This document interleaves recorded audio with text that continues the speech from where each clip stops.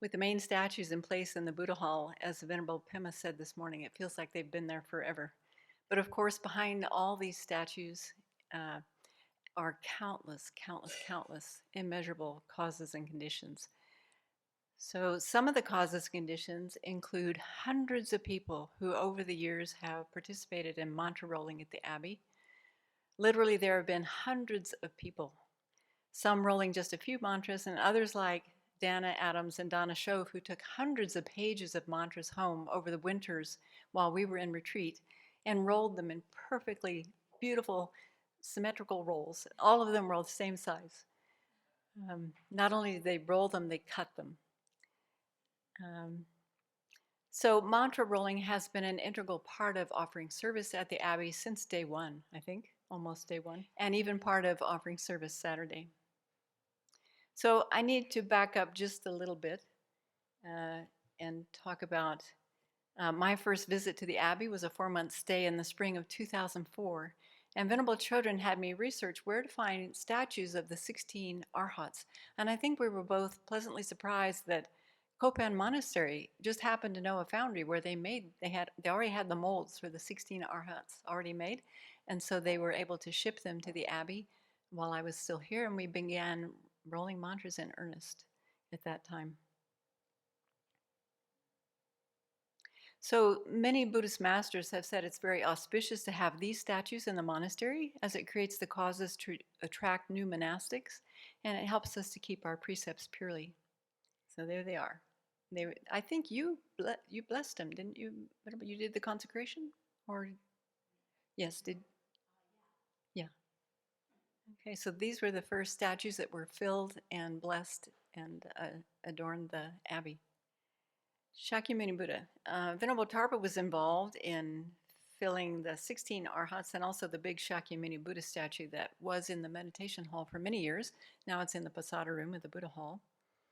And she handed over mantra rolling to Venerable Jampa, who, as the ritual master, began mantra rolling in earnest for the Buddha hall statues. I think the master plan had started to evolve around, I don't know what year, but anyway, there was an idea that there would be very large statues in the new Buddha hall and that they would need to be filled with mantras.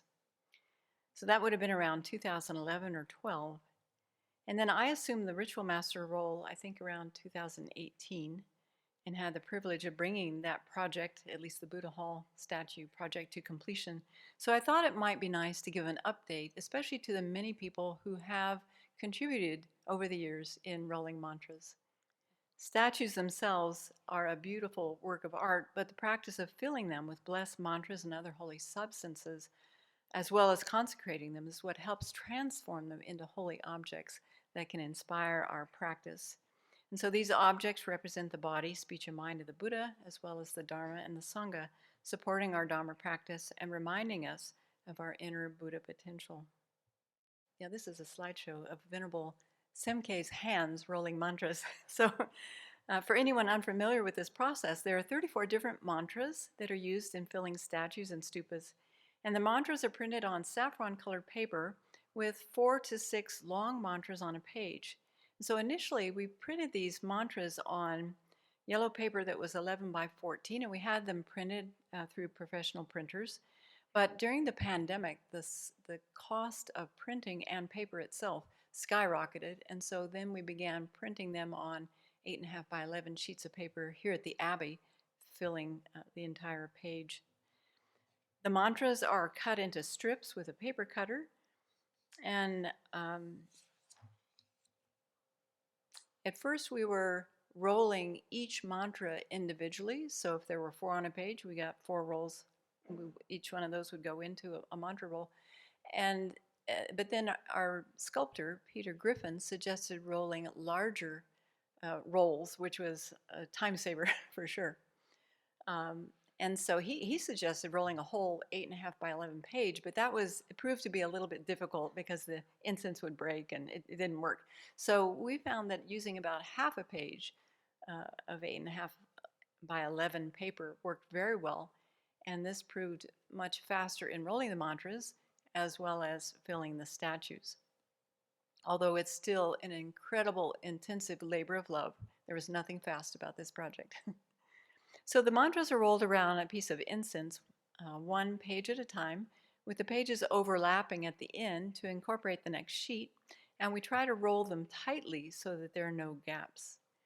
And then, as you'll see in just a moment, Venerable Simke is going to mark it on the top so that we know that the mantras, what is the top end of the mantra, so that they can go into the statue right side up. And then they're covered with a saffron colored cloth, and then the name and the number of the mantra is added to the mantra roll. So there are different mantras for the head, the throat, the heart, the midsection, the torso, and the base. And then there are mantras that can go along the Dzogchen, the spiritual spine of the mantra, which I'll show in just a minute. And then there are mantras that can go anywhere in the statue. The Vajrasattva mantra could go anywhere in the statue, so that we had extra mantras like that. And then a lot of mantras are special mantras fill the base.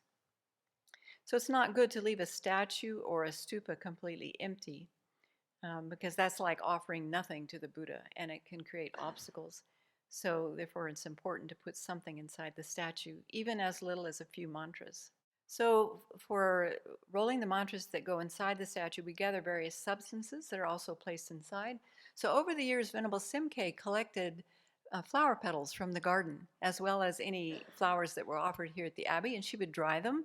And so you can see down at the bottom of this picture, there's a big box of dried flower petals that were crushed and then incorporated into the filling of the statue.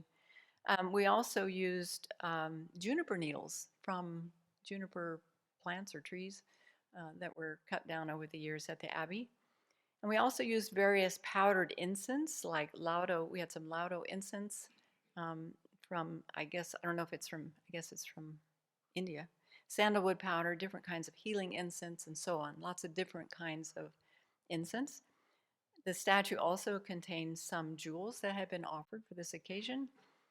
And the base contains what's called a wealth vase that has some special substances in it, like dirt from different places around the world. So I think we had some dirt that you collected on some of your trips, Venerable.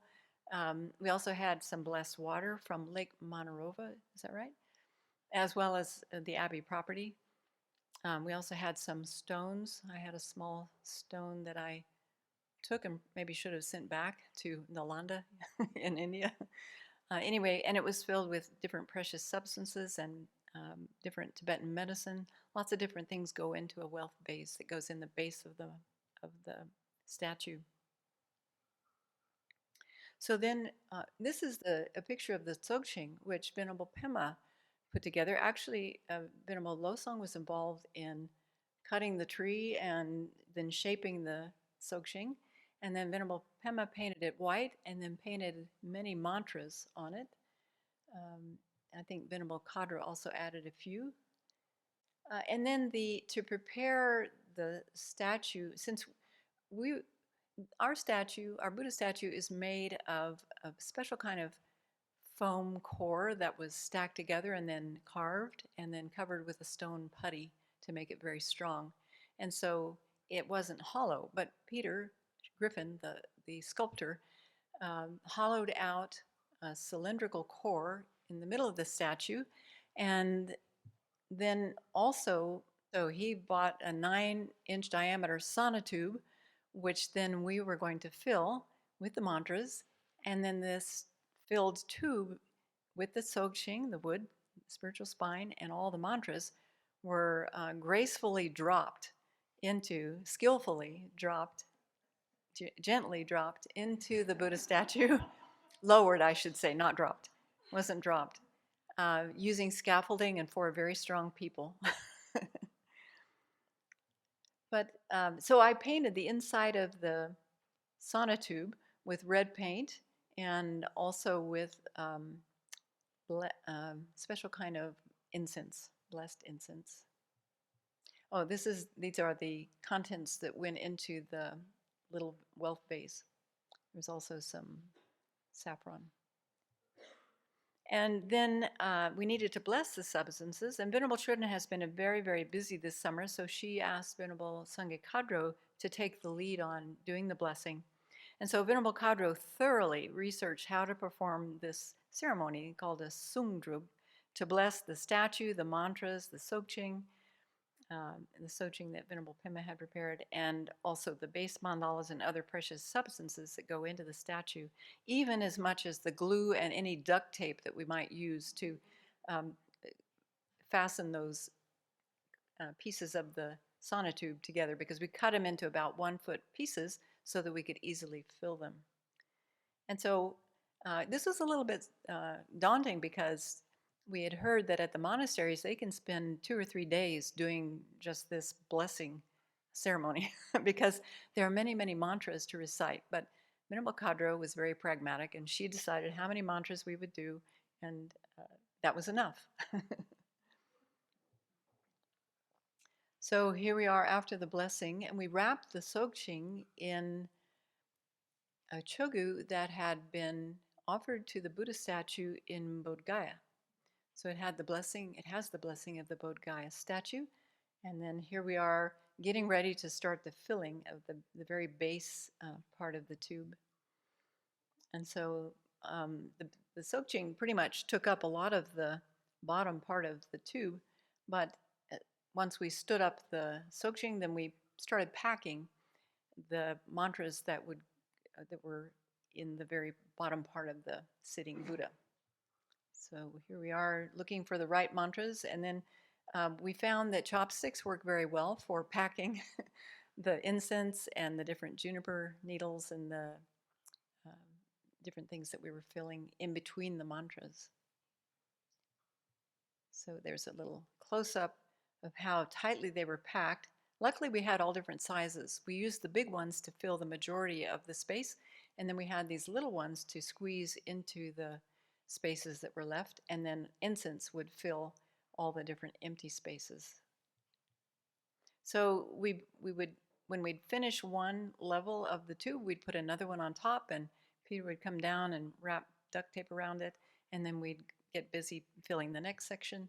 And we had marked on the statue where the heart was, where the throat, the head, so that we had a marking of where the different mantras would go. There's 34 different mantras. And here we are getting towards the end of the filling, and doing a lot of it on ladders at that point. Because the base of the statue is so big, it would be prohibitive in a number of ways to fill it completely with mantras. Prohibitive in the amount of time it would take to make that many mantra rolls, and prohibitive in terms of the weight that it would add to the statue.